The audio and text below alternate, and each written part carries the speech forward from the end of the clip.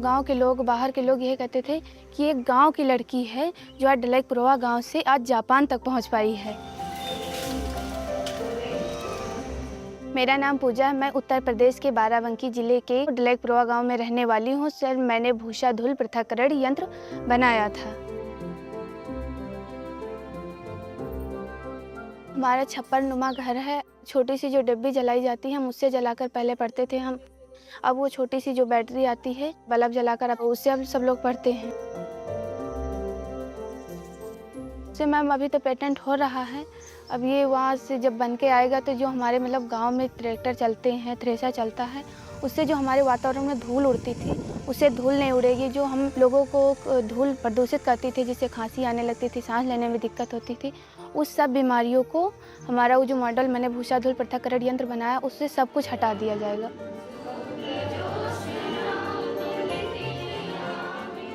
ये कहानी है 17 साल की पूजा की, जिन्होंने हालात के सामने हार नहीं मानी और एक सपना देखा। उनका सपना न केवल पूरा हुआ बल्कि उसकी गूंज विदेश तक सुनाई दी। यूपी के बाराबंकी जिले की रहने वाली पूजा जब 8वीं में पढ़ती थी, तब उन्होंने अपने स्कूल प्रोजेक्ट में धूल रहित थ्रेसर का मॉडल बनाया। इसमें कई इनोवेशन किए गए और साल 2023 में पूजा का मॉडल इंस्पायर अवार्ड मानक की राष्ट्रीय प्रतियोगिता के लिए सिलेक्ट हो गया।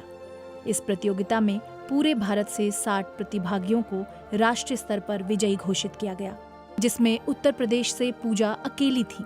अब पूजा के मॉडल को साइंस एंड टेक्नोलॉजी मंत्रालय पेटेंट करा रहा है, लेकिन इस थ्रेसर को बनाने का आइडिया कहाँ से आया? स्कूल में पढ़ते समय पास के खेत में चल रहे थ्रेसर से निकलने वाली धूल हमारे स्कूल में आ रही थी, जिसके कारण हम लोगों को पढ़ने और लिखने में, सांस लेने में दिक्कत हो रही थी। इस बारे में हम सोचने लगे। फिर हमने जाकर राजीव श्रीवास्तव सर से कहा कि सर, इसके लिए क्या किया जाए जो इस धूल को रोक सकता है।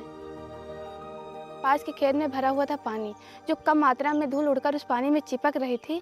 तो हमारे समझ में आया क्यों ना हम इसके नीचे एक पानी का टैंक रख दें, तो इसमें हम सारी धूल इकट्ठा कर लेंगे।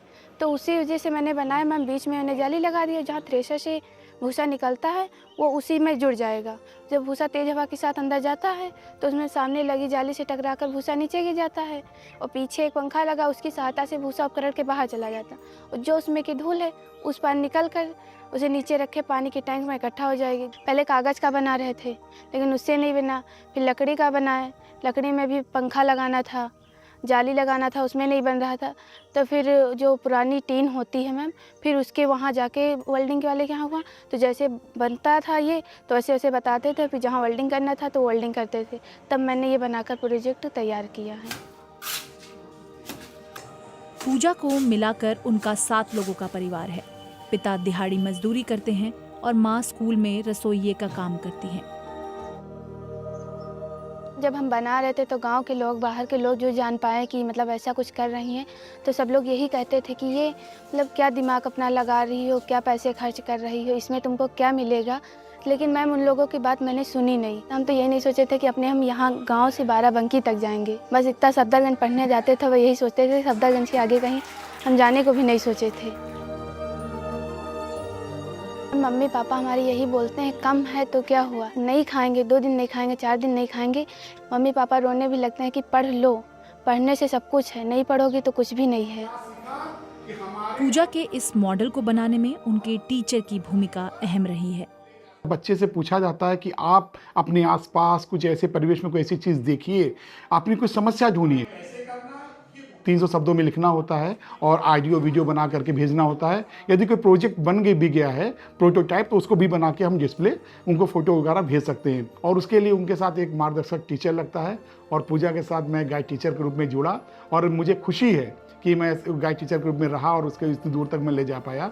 ये योजना स्टूडेंट को साइंस और टेक्नोलॉजी के क्षेत्र में प्रोत्साहित करने के लिए लाई गई है, और मॉडल बनाने के लिए विभाग से 10,000 रुपए की राशि मदद के तौर पर दी जाती है। जब हम इसके सार्वभौमिक परिणाम के बारे में चर्चा किए, तो वास्तव में इस बच्ची का जो भूसा पृथक्करण मशीन इसने बनाया, उससे अगर देखा जाए कि अगर इससे हम निजात पा लें, तो ऐसी बहुत बड़ी आबादी हमारी जो लंग्स की समस्याएं हैं, उस बीमारी से निजात पा सकती है। इसी पर अभी भी काम हो रहा है। साल 2006 में इंस्पायर अवार्ड मानक योजना की शुरुआत हुई। इनमें जो टॉप 60 मॉडल होते हैं उन्हें जापान में सकुरा साइंस एक्सचेंज प्रोग्राम में शामिल होने का मौका मिलता है और इसी लिस्ट में पूजा का नाम भी शुमार हुआ। प्रेयर हो रहे थे, बोल रहे कौन लड़की गई थी जापान, मुझे उसको बाहर निकालिए आप ज़रा, उसे हम देखना चाहते हैं। और जो हमारे स्कूल के बच्चे हैं सब घर में अपने बताएंगे, पापा मम्मी ये मेरे स्कूल की लड़की है, क्लास की मेरी फ्रेंड है, यही लड़की जापान से वापस आई है। बच्चों के बारे में ये सोचते हैं कि मेरी बेटी पढ़ लिख कर आगे को बढ़े, नौकरी करे और मेरा नाम रोशन करे। और इतना ही नाम मेरा रोशन काफ़ी हो गया गरीब आदमी को, जो मेरी बेटी जापान से जाकर से ही लौट आई। हम इतने में बहुत खुश हैं।